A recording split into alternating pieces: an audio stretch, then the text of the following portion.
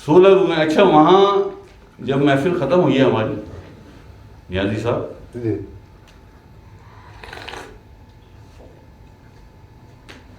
میں 2 دن یا 3 دن کے بعد نقوی صاحب بہت مشکل سے 1 روٹی کھا پاتا ہوں، اور وہ بھی باسی. ایسے ہی ایسے ہی. باسی دال یا باسی سبزی یا ایک باسی روٹی. جسمانی طاقت کا یہ حال ہے کہ میں کب اٹھاتا ہوں تو کب ہلتا ہے. میں جانتا ہوں یہ آج سے نہیں، 20-22 سال 25 سال سے چلا رہا ہے اللہ پاک.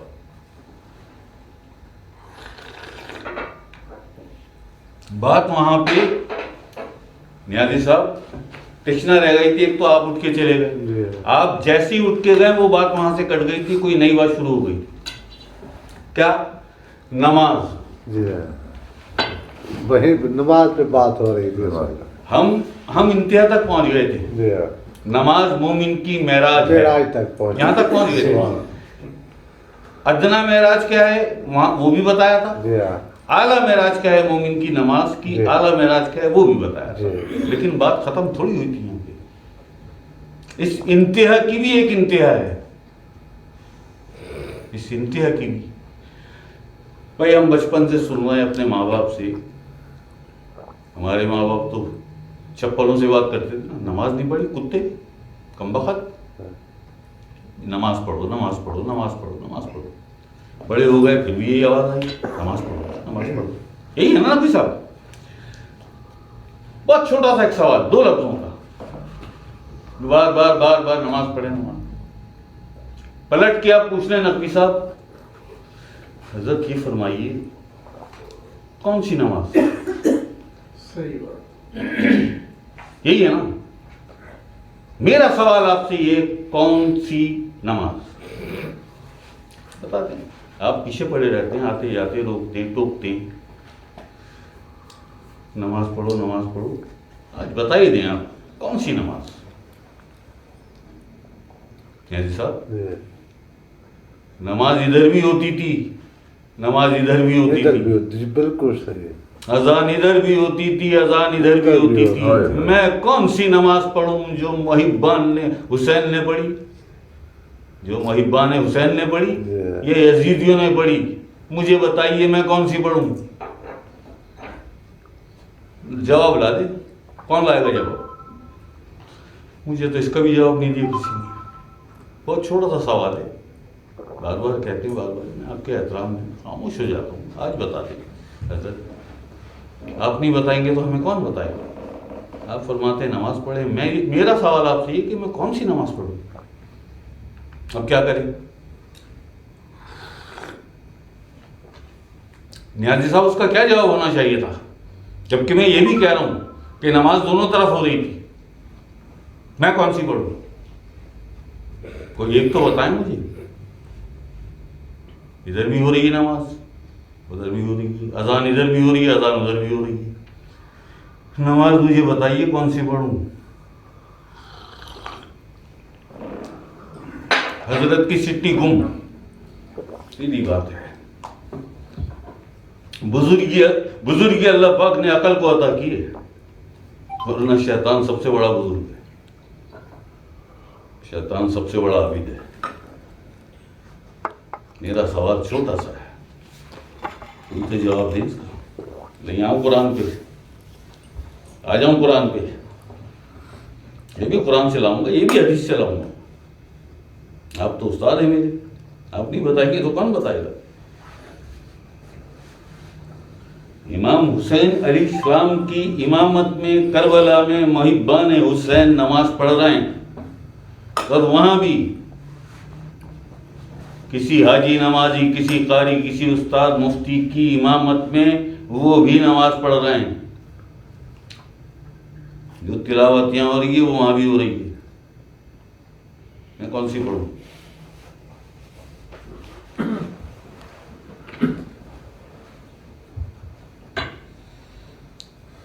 کیا جواب اس بات کا؟ جی اچھا آدمی، اچھا چلیے مومن نہ صحیح مسلمان، اچھا مسلمان تو فوراً کہے گا کہ انور شاہ صاحب آپ وہ نماز پڑھیں جو مولا حسین نے پڑھی. جی درست. آپ وہ نماز پڑھیں. جی ٹھیک ہے نا؟ جی سر جی سر. بالکل. میں تو آپ کے نہ کہیں آپ پھر بھی میں تو وہی پڑھوں گا، مگر پھر یہ بھی بتانا ہوگا آپ کو یہ بھی بتانا ہوگا پھر وہ کون سی نماز پڑھ رہے ہیں. کون سی؟ میں تو آپ کہیں یا نہ کہیں میں تو وہی پڑھوں گا جو مولا حسین نے پڑھی اور محب حسین نے پڑھی. لیکن پھر یہ بھی بتانا ہوگا کہ پھر انہوں نے کون سی پڑھی. بات وہیں آ گئی، کون سی نماز.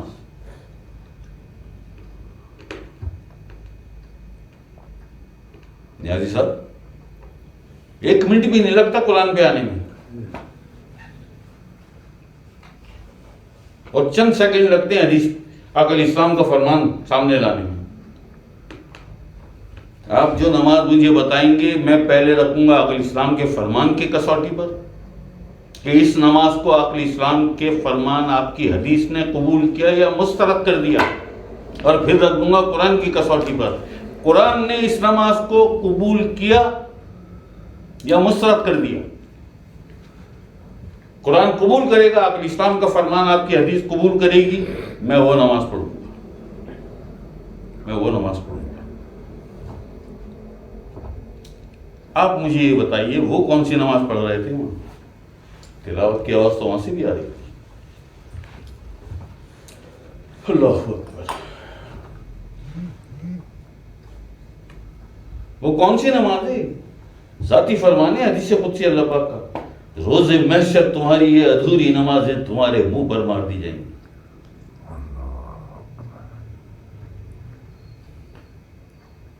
ادھوری نماز، ایسے ہی نفی صاحب، ادھوری نماز ہے. اگر یہاں لفظ ادھوری نماز استعمال ہو رہا ہے تو کوئی مکمل نماز بھی ہوگی، کوئی مکمل نماز بھی ہوگی نا. کوئی اللہ پاک کا فرمان ہے روز محشر تمہاری ادھوری، تو مکمل بھی ہوگی کوئی.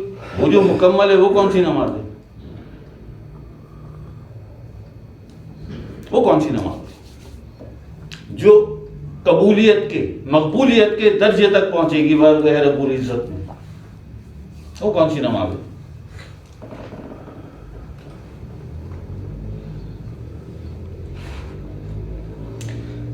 کہیں سے کوئی مجھے نہیں ملا، مجھے نہیں ملا. اور کہیں سے مل جاتا تو میں فوراً قرآن کھول لیتا عقل اسلام کا فرمان کہ بھائی اس پہ آؤ. میرے لیے سب سے بڑی سند یہ ہے، میرے لیے سب سے بڑی کسوٹی، سب سے بڑا معیار، سب سے بڑا میزان قرآن پاک ہے اور عقل اسلام کا فرمان ہے. اس پہ اگر تمہاری نماز اس کسوٹی پہ پوری اترتی ہے تو میں مانوں گا اور پڑھوں گا، بالکل پڑھوں گا. پڑھوں گا کیا، میں تو پڑھتا ہی وہ نماز لیا، تو پڑھتا ہی وہ نماز. نیازی صاحب کے سامنے تو شاید ساری بات کھل گئی تھی، بلکہ بہت زیادہ آگے چلے گئے. یہ تو نماز کی چل رہی ہے نا. نماز مومن کی معراج، یہ بچپن سے سن رہے ہیں. نماز مومن کی معراج ہے. کان بھی دکھنے لگے سن سن کے. یہ کبھی نہیں سنا کیسے نماز مومن کی معراج ہے. حضرت یہ بھی تو بتائیے کیسے، بتائیے. صرف نماز مومن کی معراج پہ بات ہوئی تھی، تقریباً 50 منٹ لگ گئے تھے، اور وہ بھی مکمل نہیں ہوئی. یہ بیٹھے نہیں ایسا، ایسا ہی نہیں 50 منٹ، اور وہ مکمل نہیں ہوئی تھی. جو میں نے آتی کا نہیں ایسا تشنا رہ گئی تھی محفل آپ کے جانے کی وجہ سے، میں نے روک دیا تھا. یہ تو ابھی ان قریب قریب کی نمازوں پہ آیا ہوں جو مسلمان پڑھ لیتا ہے، مومن پڑھ لیتا ہے. وہ کون سی نماز تھی؟ شروع میں ہوئی نا بات، کون سی نماز پڑھوں، ہوئی نا شروع میں بات. وہ نماز کون سی تھی جو بیت المقدس میں پڑھائی کی عقل اسلام نے 1.25 لاکھ نبیوں، مکہ سے بیت المقدس مسجد اقصی، وہ نماز کون سی تھی؟ آپ اوپر جائیں گے، واپسی ہوگی تو امت کے لیے تحفہ اللہ پاک عطا کرے گا کہ اے حبیب یہ تمہاری امت کے لیے تحفہ ہے، یہ نمازیں اپنی امت کو دے. پہنچیں گے، واپسی ہوگی عقل اسلام کی تو نمازیں آئیں گی نا. یہ جانے سے پہلے نماز، یہ کون سی نماز تھی؟ واہ واہ ابھی تو آئی نہیں ہے نماز، ابھی پڑھائی کون سی نماز؟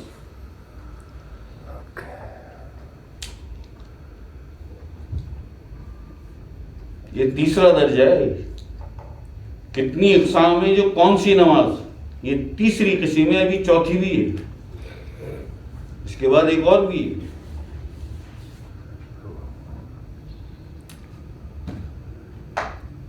ہاں کتابوں میں موجود ہے، بالکل انور شاہ صاحب آپ ٹھیک ہے، موجود ہے کہ بیت المقدس میں تمام انبیاء کو آقا الاسلام نے اپنی امامت میں نماز پڑھائی.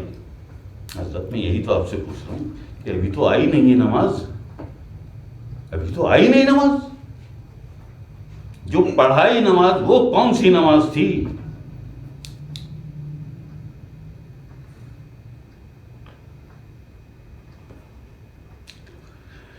یہ علم کتاب میں نہیں ہے، یہ علی پاک کے سینے میں عطا کیا آقا الاسلام نے، اور سینے سے ہی ملتا ہے. ہو جائے علی کا دے دیں گے، علی کیوں نہیں دیں گے، اتنا بڑا لجپال ہے.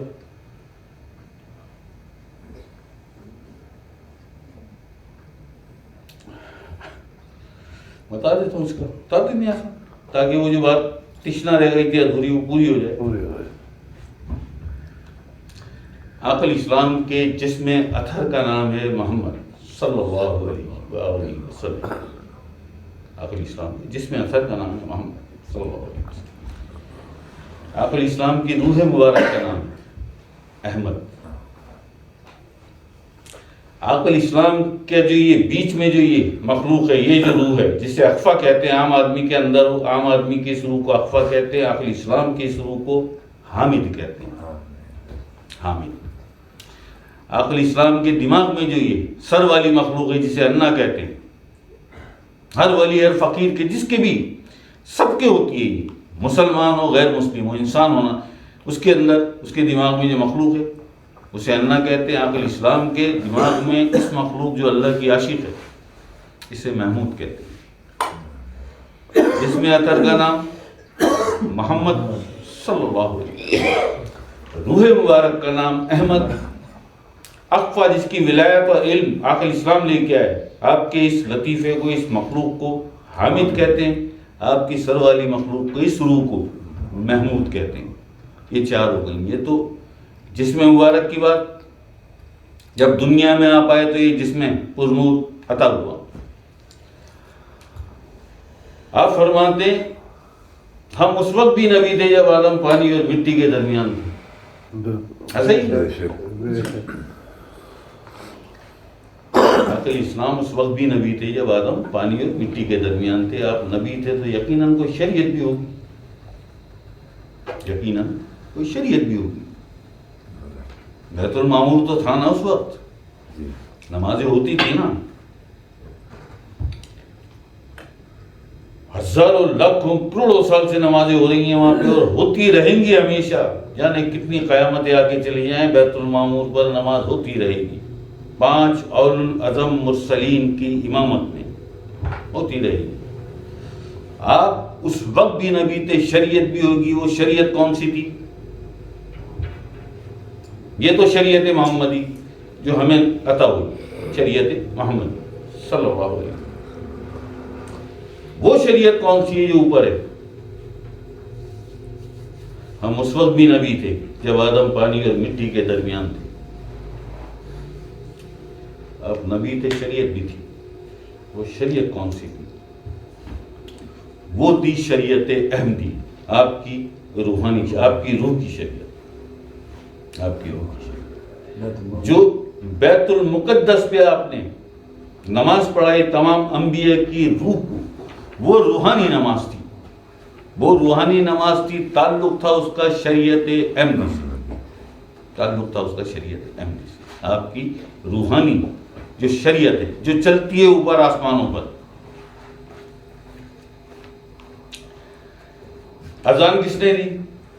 ہاں جی اذان، نماز تو ہوئی ہے، بالکل نماز ہوئی ہے بیت المقدس میں. تمام انبیاء نے آ کے 1,24,000 نے پڑھی. آقا الاسلام کی امامت میں اذان کس نے دی تھی؟ نماز سے پہلے اذان ہوتی ہے، نماز سے پہلے اذان ہوتی ہے. اذان کس نے دی؟ عقل اسلام تو دیتے نہیں آپ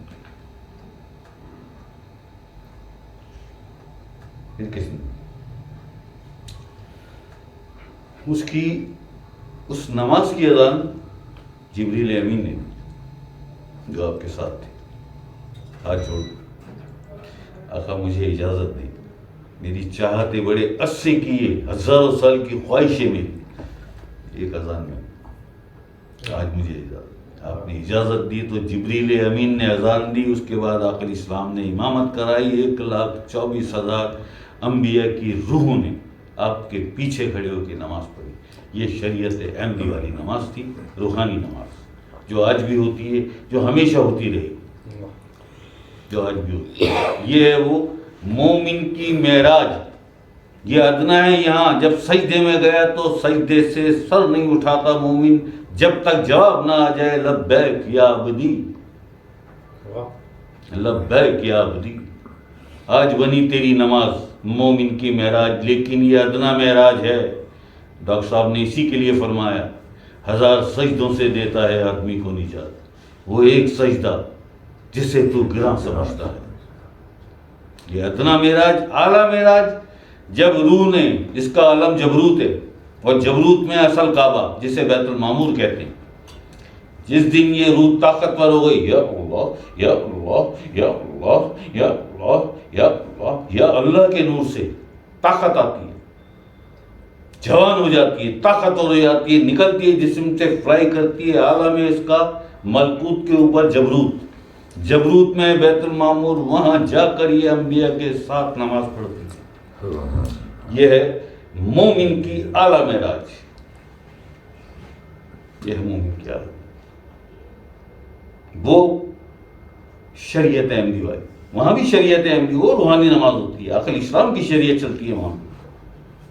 امام الانبیاء ہیں آپ، یہاں ہے مذہب، کوئی عیسائی تو کوئی یہودی، کوئی مسلمان، وہاں نہیں۔ یہ تمام مذاہب دریاؤں کی طرح ہیں، اور جس دریا میں یہ، جس سمندر میں یہ سارے دریا گرتے ہیں، اس سمندر کا نام ہے اللہ کا دین، اس سمندر کا نام ہے دین الہی۔ اور تم دیکھو گے جوق در جوق لوگوں کو دین الہی میں داخل ہوتے ہو، القرآن وہ ہے دین۔ وہاں سب ایک ہیں، وہاں کوئی عیسائی، کوئی ہندو، کوئی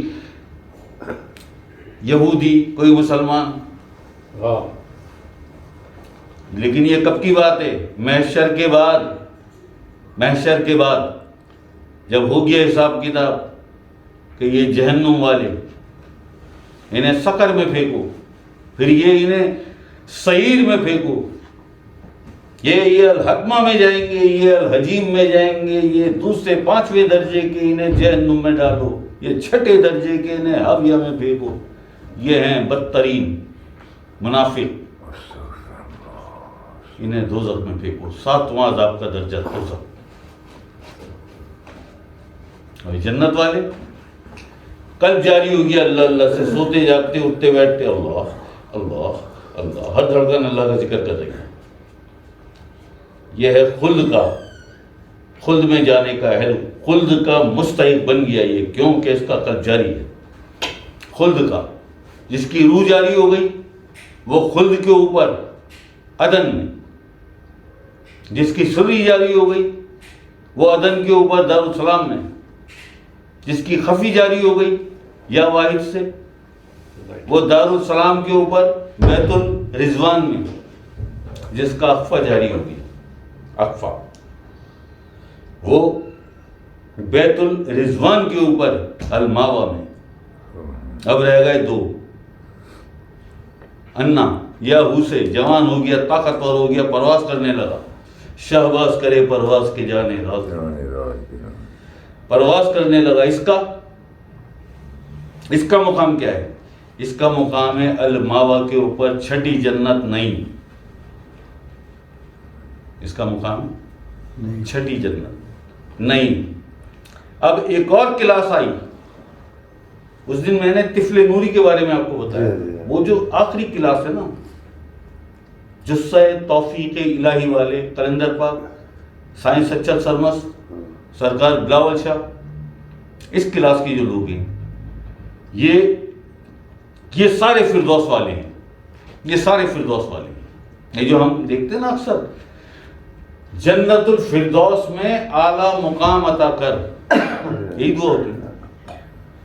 آج فلاں صاحب کے والد کا انتقال ہو گیا، یا اللہ پاک انہیں جنت الفردوس میں اعلیٰ مقام، جنت الفردوس پر بھی صبر نہیں ہو رہا، وہاں جا کر بھی اعلیٰ مقام۔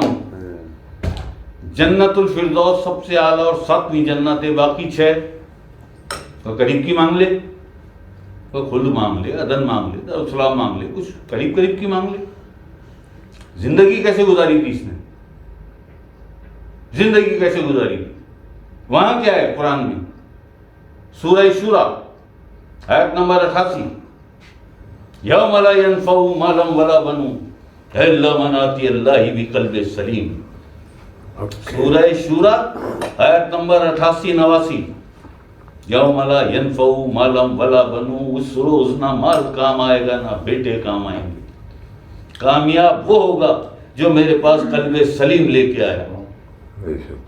قلب سلیم اس قلب کو کہتے ہیں جو قلب اللہ کا ذکر کرتا ہے، نفس کے ورغلانے سے، بہکانے سے جو سلامت ہو جاتا ہے اسے قلب سلیم کہتے ہیں۔ قلب سلیم جس کے بھی پاس ہے، جنت میں پہلی جنت خلد میں گیا، کامیاب تو ہو گیا، کامیاب تو ہو گیا۔ اللہ پاک اسٹیٹمنٹ ہے یہ، اللہ پاک کی گارنٹی دے رہا ہے۔ اللہ پاک واحد دین اسلام ہے پوری دنیا میں، کوئی ایک بھی دین مذہب ایسا نہیں آیا جو گارنٹی دے۔ دین اسلام نے قرآن پاک میں گارنٹی دی، اس روز نہ مال کام آئے گا نہ بیٹے کام آئیں گے۔ یہ نا تکبر کی 2-3 چیزیں، مال بہت ہے، بہت بڑا میرا فارم ہاؤس ہے، بہت بڑا میرا بنگلو ہے، 4-5 گاڑیاں دروازے پہ کھڑی لشکاریں مار رہی ہیں، بینک ٹرانزیکشن ایسی ہے، کاروبار میرا اتنا بڑا ہے، 5 بیٹے ہیں میرے۔ قرآن کیا فرماتا ہے؟ یوم لا ینفع مال ولا بنون، اس روز نہ مال کام آئے گا نہ بیٹے کام آئے گا، الا من اتى اللہ بقلب سلیم، کامیاب وہ ہوگا جو میرے پاس قلب سلیم لے کے آئے۔ گارنٹی ہے نا، دے دیا نا اللہ پاک، کامیاب وہ ہوگا جو میرے پاس قلب سلیم لے کے آیا۔ گارنٹی ہے نا یہ، اور کس کا اسٹیٹمنٹ؟ اللہ پاک کا ہے۔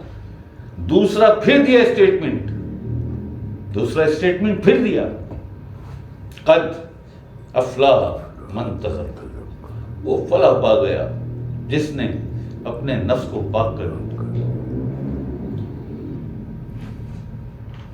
قلب سلیم کب ملے گا اور نفس کی پاکیزگی کب ملے گی؟ جب شرع صدر رہے، ایسا ہی ہے ایسا۔ افمن شرع اللہ صدرہ للاسلام، واضح لفظوں میں للاسلامی، اسلام کے لیے۔ کس نے بتایا ہمیں آج تک کہ للاسلامی یہ بنیاد ہے؟ دین اسلام میں داخل ہونے کی بنیاد ہے یہ جو قرآن کریم نے دی، کہ اپنی شرع صدر کر دین اسلام کے لیے، کہ تو دین اسلام میں پورا کا پورا داخل ہو جائے گا۔